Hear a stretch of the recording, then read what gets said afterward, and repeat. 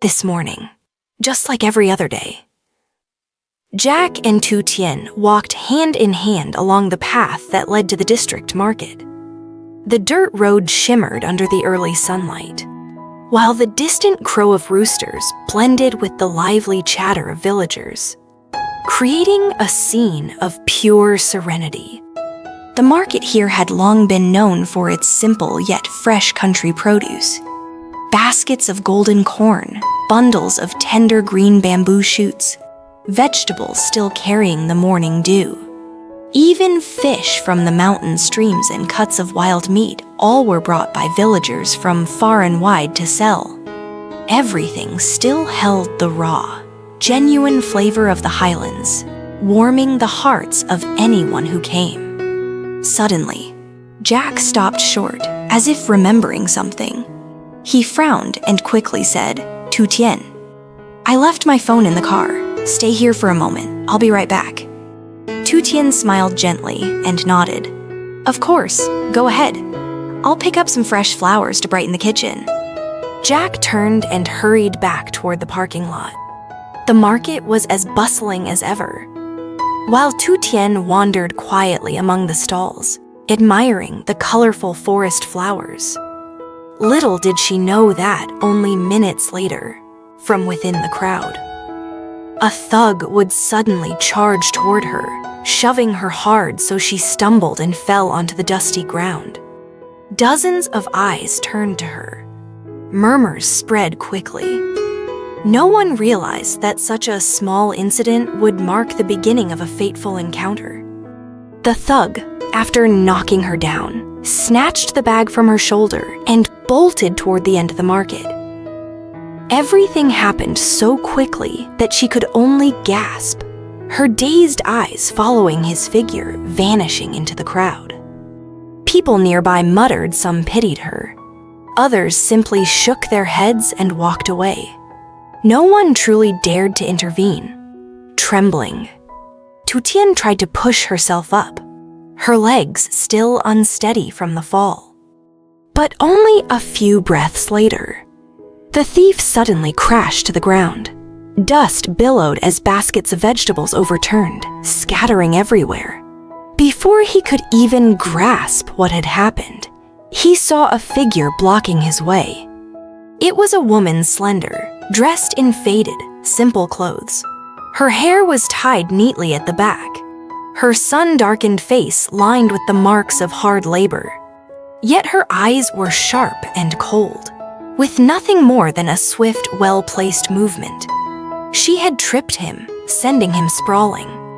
Without a word, she bent down, took the bag from his hands, and turned to return it to Lytutien. "This is yours." Her voice was low and firm, carrying above the noise of the market. Lytutien, still shaken, hurriedly reached out to take the bag, her voice trembling. I don't know how to thank you enough." The thief, pale with fear, scrambled to his feet and fled headlong, not daring to glance back. Around them, the crowd buzzed with whispers, some praising the woman's courage, others marveling at how decisive she was despite her humble, weathered look. Just then, Jack rushed over, his face full of panic. He bent down to lift Lytutien from the ground, his hands fumbling over her arms and shoulders, checking anxiously as he asked again and again, "Are you hurt? Did he hurt you anywhere? My God, I was only gone for a moment." Lytutien shook her head, forcing a faint smile though her voice still quivered. "I'm fine, if it weren't for her. I don't know what would have happened." Jack turned toward the stranger standing nearby, bowing his head. His voice was filled with gratitude. "Thank you so much. If not for you, Lytutien could have been in real danger." The woman said nothing more, only nodded. Her appearance was plain and modest, but her eyes carried a sharpness and depth that seemed to hide emotions she would not speak aloud. For a brief moment, the two women froze, gazes locked. Lytutien couldn't explain why, but that look stirred something strange inside her. A feeling both distant and familiar, frightening yet safe. Her heart trembled, unable to break free from it. The woman remained silent, her eyes unconsciously falling to Tiutien's hand. There, on her finger, was an old silver ring, tarnished and worn with time. Its carved patterns almost erased, yet somehow it stirred something familiar deep within her. For an instant, her calm face flickered, as though she had just seen something tied closely to her past. A wave of unspoken emotion washed over her before quickly sinking back into silence. The market remained bustling, but for that moment, the three of them stood frozen in an uncanny stillness, a stillness in which fate itself seemed to stir, whispering of long-buried secrets waiting to awaken. After a few hurried words of thanks, Jack held Tiutien's hand tightly and nodded farewell to the mysterious woman. She responded only with a silent nod, her gaze following them until they disappeared into the crowd. Jack helped Tiutien into the car, carefully shutting the door before starting the engine. With a low hum, the vehicle slowly left the dusty road, heading back toward the familiar valley. Inside, Jack tried to ease the tension still etched on his wife's face. Smiling as he drove, he said this bamboo shoot is Mom Loy's favorite. She'll be thrilled. And these fresh greens too. We'll have a delicious soup tonight. Tiutien nodded and smiled faintly, yet her eyes wandered to the misty mountains outside the window. The image of the woman at the market kept flashing back in her mind, etched deep like a mark she could not erase. That weathered but resilient figure, that gaze both strange and familiar echoing in her heart. The feeling clung to her, heavy and unshakable. Jack went on cheerfully about dinner, about his mother, about the little joys of everyday life. Tiutien listened, smiling softly. But her thoughts had drifted far away back to that fleeting encounter that had already left an indelible mark on her. The car rolled steadily on, leaving behind the bustling echoes of the morning market. The moment at the village market had ended, yet its echoes lingered in Tiutien's mind. The ring on her finger had made that unfamiliar woman pause, leaving behind a gaze that Tiutien could not forget. Strange yet warm, fragile yet haunting. Back at the small house where she lived with Jack and Mother Loy, Tiutien thought she could finally rest in the arms of peace. The new home was nearly finished. Furniture was being moved in piece by piece, and happiness seemed just within reach. But she had no idea that from the instant those eyes fell upon her ring, the shadows had already begun to follow her every step.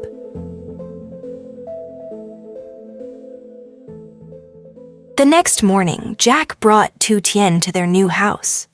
The wooden door, freshly coated with varnish, still carried the faint scent of pine and glossy paint. As it opened, a bright and refreshing space unfolded before them. Inside, the furniture gleamed under the soft morning sunlight. A flat-screen television with the label. Still intact, a refrigerator shining in its corner. A water purifier neatly placed beside the stove, and next to it, a brand new rice cooker, and a dining set that still carried the fragrance of fresh wood. Jack rolled up his sleeves, carefully wiping the thin layer of dust off the shelves.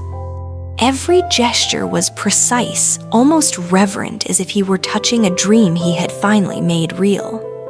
Tiutien, holding a broom, swept away bits of wood shavings left behind by the workers.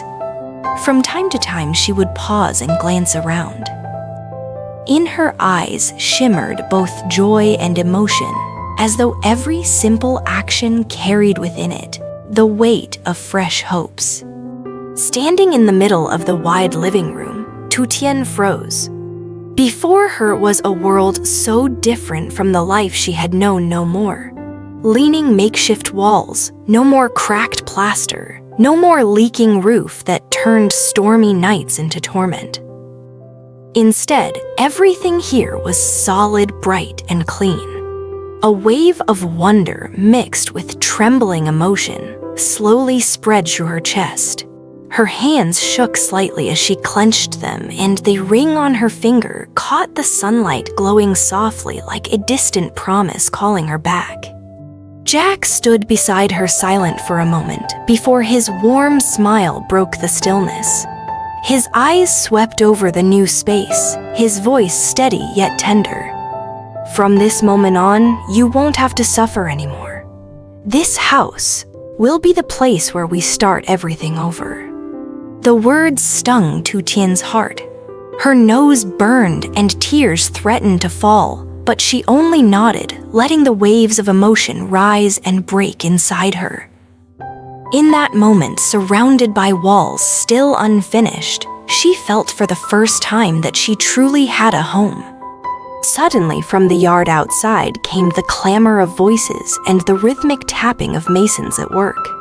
One of the workers, wiping sweat from his forehead, laughed as he said to his friend, "Come on, let's finish this side quickly. After this, we have to go to the next village to build for Mr. Uri and Miss lytutien. Herdy's paying for everything, she's getting a proper beautiful house." The words drifted casually, yet they struck Tieucastories like thunder. That name Tieucastories echoed in her ears. Strange, yet it made her heart constrict, as though an invisible thread inside her had been plucked, stirring a vague unease. She stiffened unconsciously, gripping the ring tighter. Amid her present joy, an indefinable pang pressed quietly against her chest. Jack noticed her dazed look and asked gently, but Tieucastories only shook her head, trying to conceal her feelings. Her smile remained, yet deep within her eyes, ripples were beginning to spread. Just then, the low hum of an engine sounded from the dirt road outside. Jack and Tieucastories turned toward the gate as a car rolled to a stop. Out stepped Mrs. Loy and Uncle Dungs, their arms filled with bags of food. Mrs. Loy's gentle laughter carried warmly into the house. A new house must have a new meal. "We came to see how everything is going, and we brought some things to cook for the family."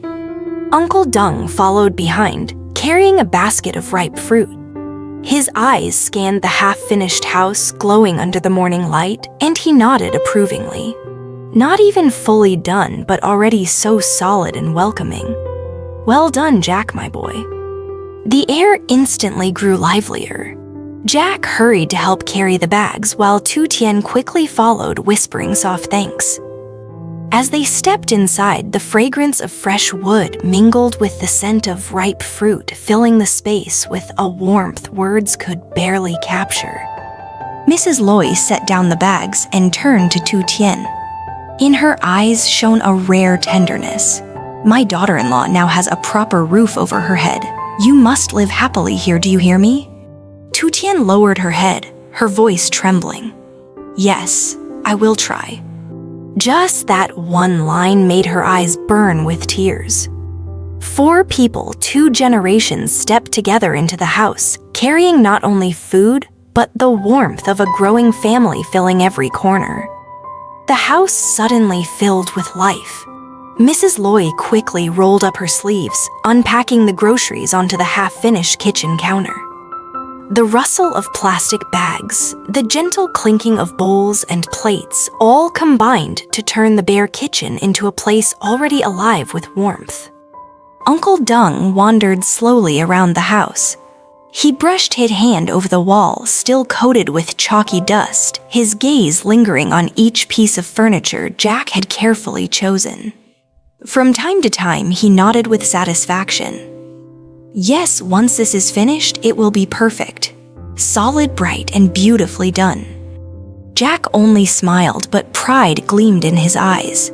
He knew he had built more than a house. He had built a safe haven for the woman who had endured so much hardship. Meanwhile, Tieucastories busied herself at her mother-in-law's side. She washed vegetables, picked scallions, and tried her best to help. But her movements were clumsy, her hands more familiar with the rough work of the fields than with handling fish and greens. Instead of scolding Mrs. Loy simply smiled and said gently, "Take your time, my dear. Whatever you don't know, I'll show you. The more you do, the easier it will get." That single line was enough to make Tieucastries' eyes sting with tears. She smiled quietly to herself and thought, so this is what it feels like, to be protected. Outside, Jack and Uncle Dung crouched by the fire pit, tending to a charcoal stove. Their cheerful conversation drifted into bursts of laughter, blending with the smoke curling into the afternoon breeze. The air carried the promise of a home truly coming alive. When the pot of soup finally began to bubble, its aroma spread through the air, filling the unfinished kitchen with a sense of wholeness. Though the walls were bare and bricks still piled in corners, the voices, the smells of food, and the sound of laughter stitched everything together. By late afternoon, the sunlight turned golden, spilling across the white walls and painting a calm, simple peace, something Tieucastories had not felt for a very long time. She looked around at everyone moving about for the sake of this home, for the meal for each other, and her heart swelled with boundless gratitude. Night crept in. The dishes were set upon a table in the middle of the still unfinished kitchen. The four of them sat together, bowls and chopsticks clinking in rhythm with bursts of laughter. Jack carefully placed a piece of fish into Tieucastories' bowl, as though afraid she might not yet be used to such abundance. Mrs. Loy chuckled and teased, "Always fussing over your wife seems like your mother has been forgotten." The table erupted in laughter, the atmosphere growing even warmer. Uncle Dung added a few amusing village stories, his witty tone sending ripples of joy around the table. The house might not have been complete, but in that moment it truly had a soul. Tieucastories gazed quietly at the three faces around her. In their laughter, in the soft light of the lamp, her chest swelled with emotion. For the first time after years of storms, she understood what simple happiness felt like. Hot tears welled up and rolled down her cheek, but she turned her face away, afraid anyone would notice. Far outside, hidden beneath the dim shadows of twilight, another pair of eyes was watching. A man stood silently behind the trees, half his face hidden by a mask. His eyes were cold-locked on the brightly lit house filled with laughter. He lifted his phone. His hoarse voice rasped into the night. "Reporting in, boss. They've moved in. The house is nearly finished. Everything is going exactly as planned." In his left hand, the phone trembled with tension. His right hand dropped to his side, revealing the curling black dragon tattoo etched across his skin. On the other end of the line, a chilling laugh echoed, short, sharp, and merciless. Inside, laughter and joy continued to ring as if banishing every shadow of the past. Yet no one inside knew that outside in the creeping dark, something had begun to stir. Secrets were waking and storms were already on their way. An evening meal together had given Tieucastories the warmth of family she had long yearned for. Yet amidst the laughter and conversation, the mention of the name lytutien, along with a man called Uri, stirred a quiet unease within her heart. And outside, the mysterious figure with the black dragon tattoo continued to watch in silence. Who were they, and what did their presence truly mean? All will be revealed in time. So stay with me and keep watching.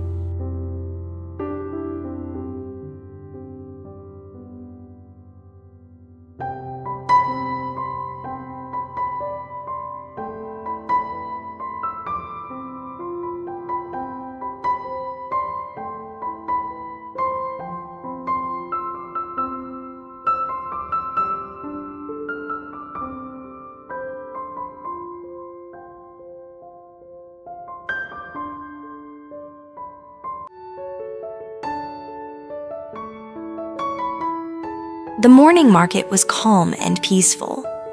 Voices of vendors echoed along the dirt road, blending with the scent of dried fish, fresh vegetables, and warm bread, painting the simple atmosphere of a new day. Jack walked slowly beside Tieucastories, watching her carefully select each bundle of greens. He chuckled. "You're so picky, just like an engineer choosing a blueprint." Tieucastories blushed and gave him a playful glare.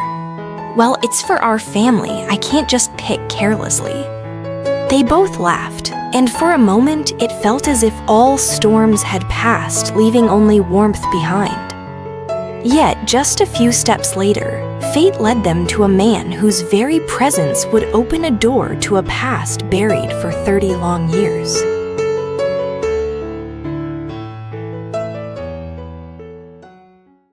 At the corner of the market, an old beggar sat huddled in the dust. His clothes were torn, his gray hair tangled, his face gaunt and hollow.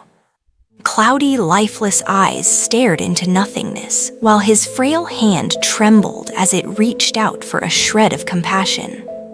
Tieucastories paused. Her gentle heart ached. She quietly took a piece of bread and some fruit from her basket, offering it to him. "Please, sir, eat something to ease your hunger." The old man's hands shook as he accepted it, lips moving, whispering broken words no one could understand. Jack stood beside her in silence, watching with sympathy in his eyes. But then, something strange happened. As Tieucastories bent closer, her hand shifted, revealing an old silver ring, the only keepsake she had carried since childhood. The sun glinted off its scratched surface. At first, the beggar didn't notice. But in the next instant, his cloudy eyes widened, suddenly blazing with light. His body trembled violently. He clutched the bread, his breath ragged.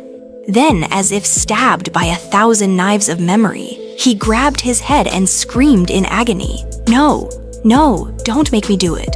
Spare the children, my son, don't kill him." His desperate cries shook the entire market. Passers-by stopped whispering to each other. "That old man's gone mad." Startled, Tieucastories reached out with trembling hands to steady him. But he shoved her away, throwing the food to the ground. Staggering on crippled legs, he suddenly bolted through the crowd, leaving shock and confusion in his wake. Jack pulled Tieucastories close his arm around her shoulders.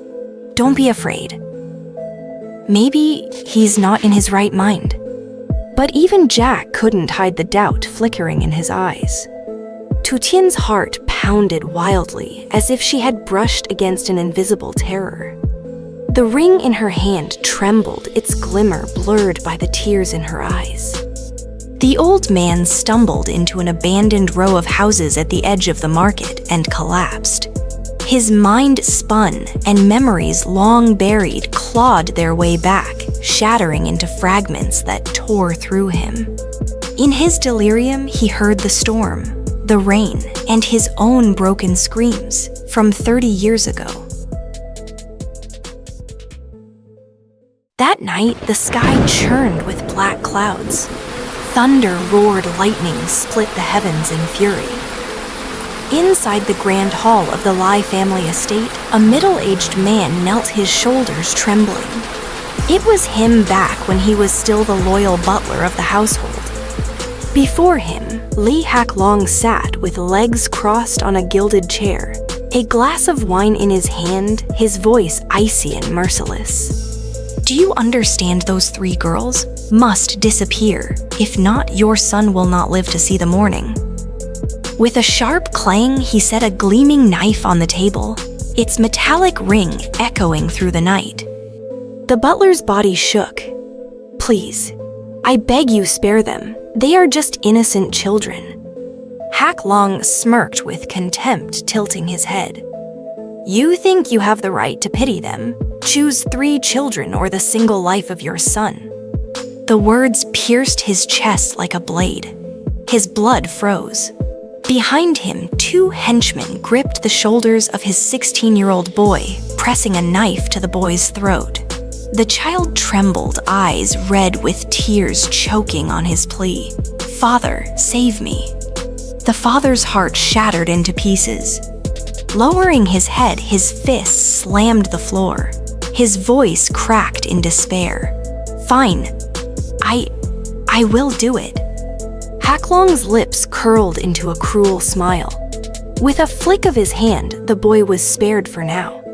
But the predator's gaze clung to the butler, like a shadow cornering him in silence. That night, under a storm that drenched the earth, the butler carried 3 newborns out of the estate. Rain lashed against his legs as he stumbled down the muddy path. The infants wailed their cries, cutting into his heart like jagged knives. In the bitter cold, he found shelter beneath the roof of an abandoned hut, a dim oil lamp flickering inside. With shaking hands, he pulled out a scrap of cloth, a needle and thread. He knew, if he left these babies nameless, they would vanish forever, their roots lost. His breath was ragged, his stitches crooked, but he pressed on. On the tiny shirt of the eldest, he sewed the words lytutien. On the second child's shirt, his clumsy hand traced lytutien. And on the youngest broken threads formed lytulinda. His vision blurred, tears mixing with the rain. He whispered, "At least, you will know who you are. I cannot let you disappear into nothingness." The 3 infants cried softly, their innocent eyes staring up at him, unaware that their fates had already been bound to a bloody storm. In the heavy downpour, after clumsily stitching the names onto the babies' shirts, the butler sat in silence for a long time. His frail arms trembled as they cradled all 3 children close to his chest. Still they cried, their wails rising with the thunder, slicing his chest open like a blade. He knew he could not carry them any farther. If he lingered, Haklong's men would catch up, and besides, there was nowhere left to hide. In his despair, he made a choice. He stopped at a poor, remote village hidden deep in the valley. Its people were simple, untouched by the outside world. He believed, at the very least, they would take the children in, even if the little ones never knew who their parents were. Kneeling by the hearth of a small thatched hut at the village's edge, he laid the 3 babies into a bamboo cradle. Their frail cries echoed through the storm. A mountain woman opened the door, startled by the heartbreaking sight. With a broken voice, the butler's hands shook as he handed over the keepsakes.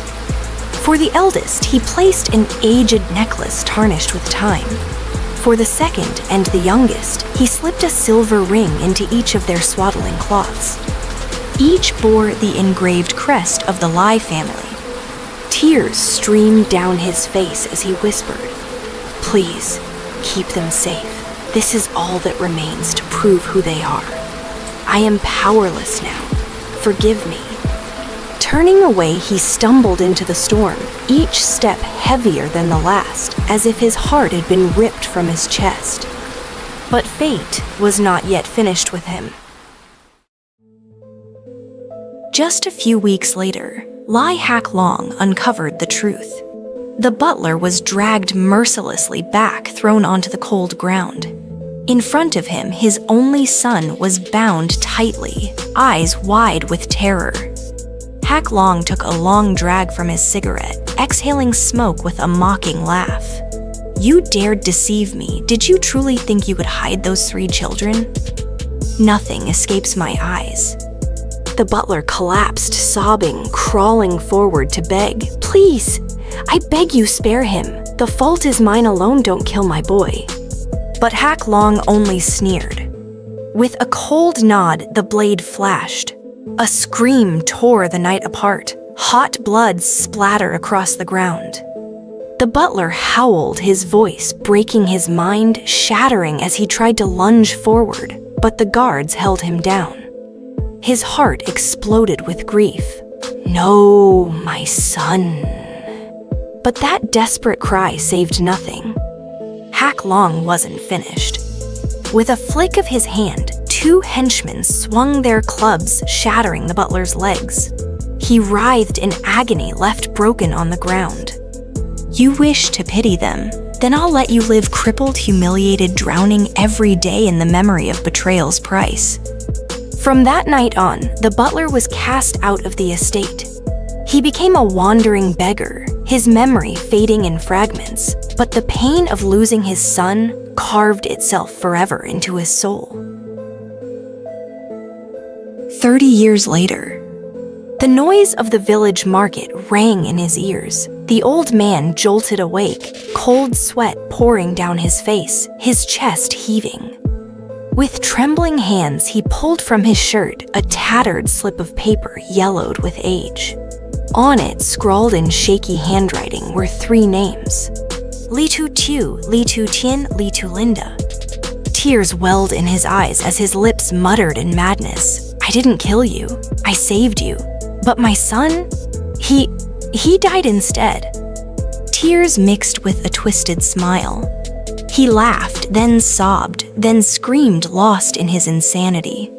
Not far away, hidden in the shadows, a figure watched in silence.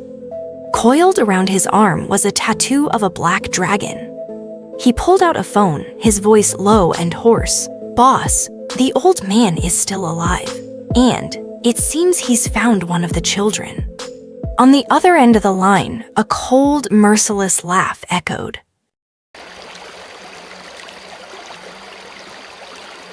All right, guys, the story about the Lie family will pause here for now. See you all next week. All the secrets will slowly be revealed, so don't forget to like and subscribe to catch more videos. Goodbye.